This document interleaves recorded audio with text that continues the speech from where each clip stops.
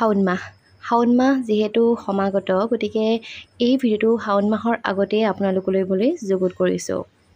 শাওণ মাহ হৈছে হিন্দু ধৰ্মৰ এক পবিত্ৰ মাহ, যাক ভগৱান শিৱৰ মাহ বুলিও গণ্য কৰা হয়।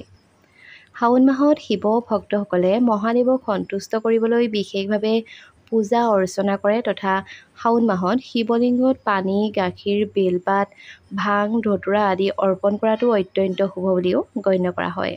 নমস্কাৰ, আস্থা ক্ৰিয়েশ্যনৰ নতুন এটা ভিডিঅ'ৰ মাজলৈ আপোনালোক সকলোকে পোনপ্ৰথমে স্বাগতম জনাইছোঁ। আজিৰ এই ভিডিঅ'টিৰ জৰিয়তে শাওণ মাহৰ লগত জড়িত কেইটামান গুৰুত্বপূৰ্ণ কথা আপোনালোকলৈ আগবঢ়াইছোঁ। যদিহে আপুনিও এজন মহাদেৱৰ ভক্ত, তেনেহ'লে নিশ্চয়কৈ ভিডিঅ'টোৰ তলত জয় মহাদেৱ বুলি লিখিবলৈ নাপাহৰিব। লগতে যদিহে চেনেলটি এতিয়াও ছাবস্ক্ৰাইব কৰি ৰখা নাই, তেনেহ'লে নিতৌ নতুন নতুন আপডেটসমূহৰ কাৰণে চেনেলটি ছাবস্ক্ৰাইব কৰি কাষত থকা বেল আইকনটো প্ৰেছ কৰি থ'ব। তেনেহ'লে অকণমানো সময় পলম নকৰি বলক আজিৰ ভিডিঅ'টিৰ মাজভাগলৈ আগবাঢ়োঁ। শাওণ মাহটোৰ তথা শাওণ মাহৰ কিছু বিশেষত্ব আছে আৰু সেই বিশেষত্বসমূহ থোৰতে আপোনালোকক জনাব বিচাৰিছোঁ। ভগৱান শিৱৰ প্ৰিয় মাহ হৈছে শাওণ মাহ। শাওণ মাহক ভগৱান শিৱৰ আটাইতকৈ প্ৰিয় মাহ হিচাপেও গণ্য কৰা হয়। গতিকে এই মাহটোতেই অৰ্থাৎ শাওণ মাহত শিৱ ভক্তসকলে তেওঁলোকৰ আৰাধনা আৰু পূজা অৰ্চনাৰ দ্বাৰা ভগৱান শিৱক সন্তুষ্ট কৰিবলৈ চেষ্টা কৰে।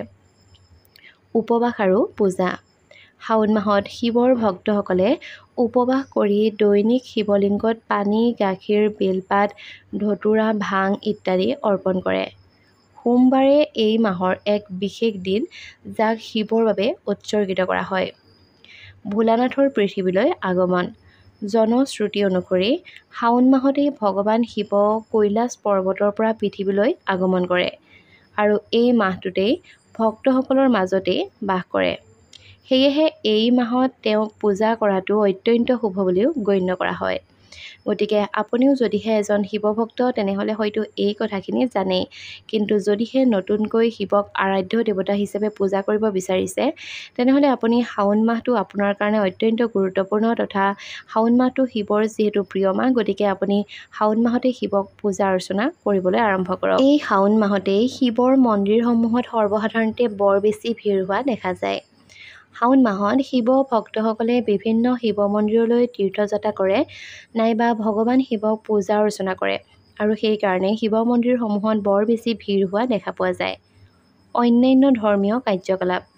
এই মাহত বিভিন্ন ধৰ্মীয় অনুষ্ঠান প্ৰতিষ্ঠানত শিৱৰ পূজা অৰ্চনাৰ আয়োজনো কৰা হয়। হিন্দু পঞ্জিকাত শাওণ মাহৰ গুৰুত্ব অতি বিশেষ। এই মাহটোত ভগৱান শিৱৰ ভক্তসকলৰ বাবে গভীৰ আধ্যাত্মিক তাৎপৰ্য বহন কৰে। বিশ্বাস কৰা হয় যে এই গোটেই মাহটোত নীতি নিয়মৰ মাজেৰে মহাদেৱক পূজা অৰ্চনা কৰিলে ভক্তৰ মনৰ সকলো কামনা পূৰণ হয়। বিশেষকৈ সোমবাৰে ব্ৰতত থকাটো অত্যন্ত শুভ বুলি জনা যায়। 2025 চনত কেতিয়া আৰম্ভ হ'ব শাওণ মাহ নাইবা ইয়াৰ ধৰ্মীয় তাৎপৰ্যনো কি, বলক ভিডিঅ'টিৰ জৰিয়তে জানি থওঁ। ভিডিঅ'টি পুনৰবাৰ ক'ব বিচাৰিছোঁ, যদিহে ইমানখিনিলৈকে ভিডিঅ'টি চাই আছে, তেনেহ'লে নিশ্চয়কৈ ভিডিঅ'টোত এটা লাইক কৰি দিব। এইবাৰ 11 জুলাইৰ পৰা শাওণ মাহ আৰম্ভ হৈ 9 আগষ্টত অন্ত পৰিব। 30 দিনীয়া এই পবিত্ৰ মাহত সোমবাৰৰ উপবাস, জলাভিষেক আৰু শিৱ সাধনৰ বিশেষ গুৰুত্ব থাকিব তথা হিন্দু পঞ্জিকা অনুসৰি শাওণ মাহ হৈছে ভগৱান শিৱৰ প্ৰতি উৎসৰ্গিত। এই সময়ছোৱাত ভোলেনাথক পূজা কৰি মনৰ প্ৰত্যেকটো ইচ্ছা পূৰণ কৰিব পাৰি। বিশেষকৈ বিবাহত পলম তথা সন্তানৰ সুখ, কেৰিয়াৰ আৰু মানসিক শান্তি আদি কামৰ বাবে মানুহে উপবাস কৰে আৰু পূজা কৰে। যদিহে আপুনিও এইকেইটা সমস্যাত ভুগি আছে নাইবা আপোনাৰ পৰিয়াল এইকেইটা সমস্যাৰ সৈতে জৰ্জৰিত হৈ আছে, তেনেহ'লে এইবাৰ আপুনি নিশ্চয়কৈ ভোলেনাথৰ পূজা অৰ্চনা কৰিব পাৰে নাইবা ভোলেনাথৰ নামত আপুনি উপবাস ৰাখিব পাৰে। এইবাৰ শাওণ মাহত থাকিব 4টাকৈ সোমবাৰ। প্ৰথম সোমবাৰটো হৈছে 18 জুলাই, দ্বিতীয় সোমবাৰ পৰিছে 21 জুলাই তথা তৃতীয় সোমবাৰ 28 জুলাই আৰু চতুৰ্থ সোমবাৰটো পৰিছে 4 আগষ্টত। এইবাৰ শাওণ মাহৰ পূজা বিধি তথা কি মহাদেৱক আগবঢ়াব পাৰিব সেই সন্দৰ্ভত কিছু কথা। এই বিশেষ মাহটোত ভগৱান শিৱক পানী, গাখীৰ, বেলপাত, ভাং, ধতুৰা আৰু নীলাজী বন অৰ্পণ কৰি পূজা কৰিব লাগে। ভক্তসকলে ৰাতিপুৱা সোনকালে উঠি গা পা ধুই শিৱলিংগত জলাভিষেক কৰিব পাৰে। শাওণ মাহত পবিত্ৰ মনেৰে শিৱক আৰাধনা কৰি যুৱতীসকলে মন পচন্দৰ স্বামী আৰু মহিলাসকলে সুখী বৈবাহিক জীৱনৰ কামনা কৰে। শাওণ মাহ আৰু পৌৰাণিক বিশ্বাস। শাওণ মাহক ভগৱান শিৱৰ অত্যন্ত প্ৰিয় মাহ বুলি গণ্য কৰা হয়।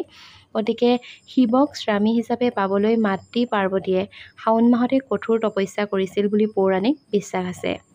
এই তপস্যাত সন্তুষ্ট হৈ শিৱই পাৰ্বতীক অৰ্থাৎ মাতৃ পাৰ্বতীক পত্নী হিচাপে গ্ৰহণ কৰিছিল আৰু এই কাৰণেই বিবাহৰ কামনাৰ বাবে শাওণ মাহ শ্ৰেষ্ঠ বুলি গণ্য কৰা হয়।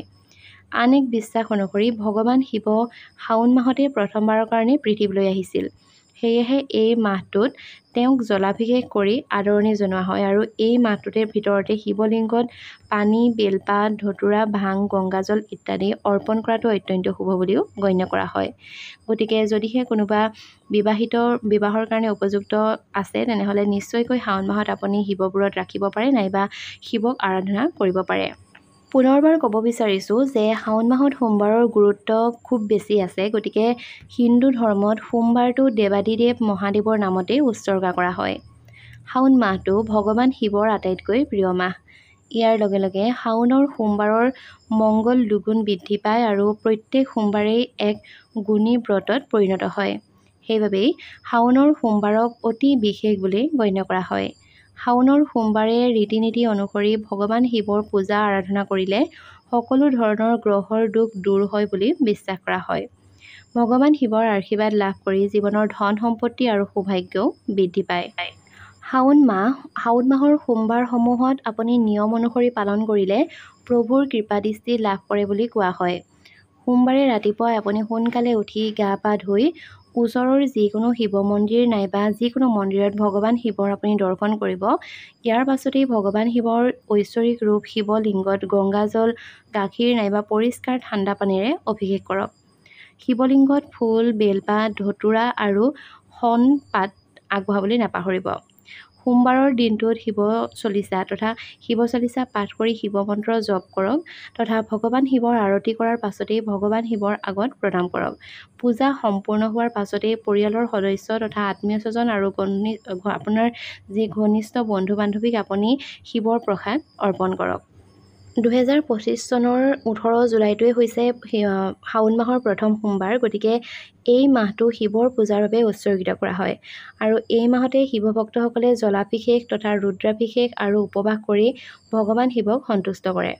কোৱা হয় যে ভোলানাথক সোনকালে সন্তুষ্ট কৰিবলৈ শাওণ মাহটোৱে হৈছে আটাইতকৈ উত্তম মাহ। শাওণ মাহত বোলবম যাত্ৰা আৰম্ভ হয়। সেয়েহে হিন্দু ধৰ্মত শাওণক অতি পবিত্ৰ মাহ বুলি গণ্য কৰা হয়। শাওণ মাহটোৱে হৈছে ভগৱান শিৱৰ আটাইতকৈ প্ৰিয় মাহ। শাওণ মাহত যদিহে আপুনিও মহাদেৱৰ ব্ৰতত থাকিব বিচাৰিছে নাইবা শিৱৰ ব্ৰত কৰিব বিচাৰিছে তেনেহ'লে এইসমূহ কামৰ পৰা আপুনি বিৰত থাকক নাইবা এইসমূহ কাম কৰাটো উচিত নাইবা এইসমূহ কামৰ পৰা আপুনি সৰ্বসাধাৰণতে আঁতৰি থাকক। শিৱৰ ব্ৰত যদিহে ৰাখিব বিচাৰিছে তেনেহ'লে শাওণ মাহত আপুনি আগতকৈ সোনকালে উঠক অৰ্থাৎ ৰাতিপুৱা সোনকালে উঠি গা পা ধুই শুদ্ধ বস্ত্ৰ পৰিধান কৰক তথা শিৱলিংগত পানী, গাখীৰ, চেনি, ঘিউ, মৌ আদিৰে আপুনি অভিষেক কৰিব পাৰে। শিৱলিংগত বেলপাত, ধতুৰাৰ ফুল, চন্দন আদি শিৱক অৰ্পণ কৰিবলৈ নাপাহৰিব তথা ওম নমঃ শিৱায় মন্ত্ৰও জপ কৰক। মহাদেৱৰ আৰতি কৰক তথা প্ৰসাদ বিতৰণ কৰক আৰু ব্ৰতৰ দিনা ফল মূল নাইবা পানী আপুনি খাব পাৰে। ক্ৰোধ, লোভ, মোহ আদি পৰিত্যাগ কৰক তথা সৎ কাৰ্য কৰক আৰু ভগৱান শিৱৰ ধ্যান কৰক। ইয়াৰ উপৰিও কিছুমান কাম আছে, সেই কামসমূহ আপুনি একেবাৰেই নকৰিব। তাৰ ভিতৰত প্ৰথম কামটোৱে হৈছে যে তুলসীৰ পাত আপুনি শিৱলিংগত নিদিব। শিৱলিংগত কেতিয়াও নাৰিকলৰ পানী নিদিব। ব্ৰতৰ দিনা কোনো ধৰণৰ অপকাৰী কাম নকৰিব। মিথ্যা প্ৰবঞ্চনা আদি পৰিহাৰ কৰক আৰু যদিহে আপুনি এই নিয়মবোৰ মানি চলি ভগৱান শিৱৰ ব্ৰতত থাকে তেনেহ'লে নিশ্চয়কৈ আপুনি ভগৱান শিৱৰ পৰা খুব সোনকালেই সুফল লাভ কৰিব তথা ভগৱান শিৱৰ পৰা আপুনি ভাল ফল কিবা এটা পাবই। এতিয়া হয়তো আপোনাৰ মনলৈ এটা প্ৰশ্ন আহিছে যে শাওণ মাহত আমি কি কি খাব লাগে নাইবা শাওণ মাহতনো আমি কি কি খাদ্য খাব নালাগে। অৰ্থাৎ যদিহে আপুনি ব্ৰত ৰখা নাই তেনেহ'লে কোনো কথা নাই, কিন্তু যদিহে আপুনি শিৱ ব্ৰত ৰাখিছে তেনেহ'লে কি খাদ্য খাব লাগে নাইবা কি খাদ্য খাব নালাগে সেই সন্দৰ্ভত নিশ্চয় কিছু কথা আপোনালোকে জানিব বিচাৰিব। সেয়েহে আপোনালোকক ক'ব বিচাৰিছোঁ যে শাওণ মাহত কেৱল আপুনি সাত্বিক খাদ্যহে গ্ৰহণ কৰিবলৈ চেষ্টা কৰিব। ইয়াৰ ভিতৰত সাত্বিক ফল মানে হৈছে নিৰামিষ, অৰ্থাৎ সাত্বিক খাদ্যৰ ভিতৰত হৈছে ফল মূল, শাক পাচলি, দৈ, গাখীৰ, শুকান ফল আৰু গোটা শস্য ইত্যাদি। ব্ৰতৰ সময়ত আপুনি লঘু খাদ্য খাবলৈ চেষ্টা কৰক, যিবোৰ খুব সোনকালে হজম হৈ যায়। উপবাসৰ সময়তো পুষ্টিকৰ খাদ্য গ্ৰহণ কৰাটো খুবেই গুৰুত্বপূৰ্ণ। এটা কথা আপোনালোকে মনত ৰাখিব যে উপবাস কৰিলে বুলি যে একেবাৰে মস্কজ যাব তেনেকুৱা কথা নহয়, সেয়া ভগৱানেও বেয়া পায়। গতিকে উপবাসৰ সময়ত আপোনালোকে পুষ্টিকৰ খাদ্য যাতে গ্ৰহণ কৰে সেই কথাটোৰ প্ৰতিও লক্ষ্য ৰাখিব। পানী, ফল মূল, জুচ আদি খাব পাৰে, ই শৰীৰৰ শক্তিশালী কৰি ৰখাত সহায় কৰে। এতিয়া ক'ব বিচাৰিছোঁ কি খাদ্য খাব নালাগে। ব্ৰতৰ সময়ত বিশেষ কৰি মছলাযুক্ত খাদ্য খাব নালাগে, ই আপোনাৰ পেটৰ অসুখ কৰিব পাৰে, তথা অত্যধিক খাদ্য ব্ৰততো খাব নালাগে। মাছ, মাংস, কণী, সুৰা ইত্যাদি আপুনি ব্ৰতৰ সময়ত ভুলতো নাখাব, তথা গোটেই শাওণ মাহটোতো যদি আপুনি পাৰে তেনেহ'লে মাছ, মাংস আৰু সুৰা ইত্যাদিৰ পৰা আপুনি দূৰত থাকিব পাৰে। যদিহে আপুনি ব্ৰতত আছে তেনেহ'লেও, আৰু যদি ব্ৰতত নাই যদিহে সম্ভৱ তেনেহ'লে মাছ, মাংস সদ্যহতে পৰিহাৰ কৰক। শাওণ মাহৰ ব্ৰতৰ সময়ত কিছুমান নিয়ম আছে আৰু সেই নিয়মসমূহৰ ভিতৰত শাওণৰ মাহত ব্ৰত কৰা সকলে সূৰ্য উদয়ৰ আগতেই উপবাসৰ খাদ্য গ্ৰহণ কৰিব লাগে। আহাৰ খোৱাৰ পাছত প্ৰসাদ খাব লাগে আৰু দুখীয়াক ইচ্ছা কৰিলে আপুনি দান কৰিব লাগে। ধ্যান আৰু পূজা কৰিব লাগে, তথা ই আপোনাৰ মনটো শান্ত ৰখাত সহায় কৰিব। ব্ৰতৰ সময়ত ফল মূল আদি খাই থাকিব পাৰে। শাস্ত্ৰ অনুসৰিও শাওণৰ মাহটো হৈছে শিৱৰ। শাস্ত্ৰ অনুসৰি শাওণৰ মাহটো যিহেতু শিৱৰ, গতিকে এই মাহত শিৱক পূজা কৰিলে শীঘ্ৰেই সুফল পোৱা যায়। সোমবাৰৰ দিনটো অত্যন্ত ভাল, গতিকে শাওণৰ সোমবাৰত ব্ৰত ভঙাৰ সময়ত আমিষ খাদ্য তথা হালধি, পিঁয়াজ আৰু টেঙা খাদ্য সদ্যহতে গ্ৰহণ নকৰিব। এনে কৰিলে ব্ৰত আধৰুৱা হৈ থাকি যাব। বহুলোকে ৰুদ্ৰাক্ষৰ মালা নাইবা ৰুদ্ৰাক্ষৰ গুটি হাতত পৰিধান কৰিবলৈ বিচাৰি থাকে। যিসকলে বিচাৰিছে সেইসকলক জনাওঁ যে ৰুদ্ৰাক্ষ পৰিধান কৰিবৰ কাৰণে শাওণ মাহটোৱে হৈছে আটাইতকৈ উত্তম মাহ। এই মাহত যদিহে ৰুদ্ৰাক্ষ পিন্ধা যায় তেনেহ'লে খুব ভাল ফল পোৱা যায় বুলি জনা যায়। ৰুদ্ৰাক্ষক পবিত্ৰ আৰু শক্তিশালী বুলিও গণ্য কৰা হয়। সেয়েহে ইয়াক প্ৰকৃত হৃদয়েৰে আৰু কিছুমান নিয়ম পালন কৰিহে পিন্ধিব লাগে। এনে কৰিলে এজন ব্যক্তিয়ে জীৱনত সুখ, শান্তি তথা সমৃদ্ধি আৰু আধ্যাত্মিক অগ্ৰগতিও লাভ কৰে। যদিও সোমবাৰ, পূৰ্ণিমা নাইবা অমাৱস্যাত ৰুদ্ৰাক্ষ পিন্ধা ভাল, কিন্তু শাওণ মাহত ৰুদ্ৰাক্ষ পিন্ধাটো অত্যন্ত শুভ ফল দিয়ে, তথা শাওণ মাহত পিন্ধা ৰুদ্ৰাক্ষৰ ভাল ফল দিয়ে বুলিও গণ্য কৰা হয়। বন্ধু বান্ধৱীসকল, ইমানখিনিয়ে আছিল শিৱৰ বিষয়ে কিছু কথা, তথা শাওণ মাহত যদিহে আপুনি শিৱ ব্ৰত ৰাখিব বিচাৰিছে তেনেহ'লে সেই বিষয়ে কিছু কথা। আশা কৰিছোঁ আজিৰ এই ভিডিঅ'টিৰ জৰিয়তে আপোনাৰ যথেষ্টখিনি উপকাৰ হ'ব। যদিহে ভিডিঅ'টি চাই ভাল পালে তেনেহ'লে নিশ্চয়কৈ ভিডিঅ'টোত এটা লাইক কৰিব আৰু আপোনাৰ বন্ধুবৰ্গৰ লগত এই ভিডিঅ'টো শ্বেয়াৰ কৰি দিব। তেনেহ'লে নতুন এটা ভিডিঅ'ৰ জৰিয়তে খুব সোনকালে লগ পোৱাৰ প্ৰতিশ্ৰুতিৰে আজিৰ এই ভিডিঅ'টিৰ পৰা বিদায় লৈছোঁ। ধন্যবাদ।